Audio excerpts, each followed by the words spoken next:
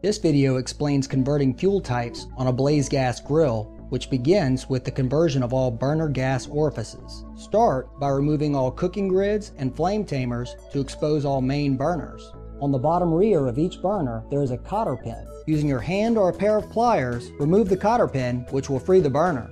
Remove all burners by pulling the rod upwards and sliding the burner towards the rear of the grill. Through the now empty hole in the grill's basin, you should see the orifice, which is the brass fitting on the tip of the valve. Using a 6mm socket and extension, carefully remove each orifice. Be extremely gentle, the brass orifice is very fragile. Once removed, replace each orifice with the new orifices. Again, be careful not to over-tighten the fitting. Now replace all burners and test for proper low flame height. The flame should stand between 1/4 inch and 1/2 inch above the burner on its lowest setting. If you need to adjust a burner's low flame setting, remove its control knob and adjust this screw with a flathead screwdriver. Now check for proper flame appearance. An ideal flame is mostly blue and it doesn't lift off the burner surface. The flame's appearance can be corrected by adjusting the air shutter.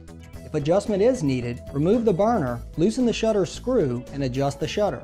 If the flame is yellow, open the shutter some to make the flame bluer. If the flame is lifting off the burner, slightly close the shutter. Retighten the screw, reinstall the burner, and repeat if necessary. For Blaze 4 and 5 burner models, you also need to change the orifice of the rear infrared burner.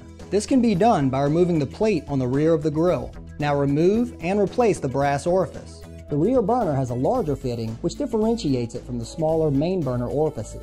With all orifices changed, we now focus on the grill's regulator, which can be found under the grill in the rear right corner. When connecting propane, there are two options. The first is connecting a smaller propane canister, a 5-gallon or 20-pound tank. To connect this type of tank, remove the included regulator and replace it with a low-pressure hose and regulator. Remember to use pipe dope or Teflon tape on any regular, non-flared fittings.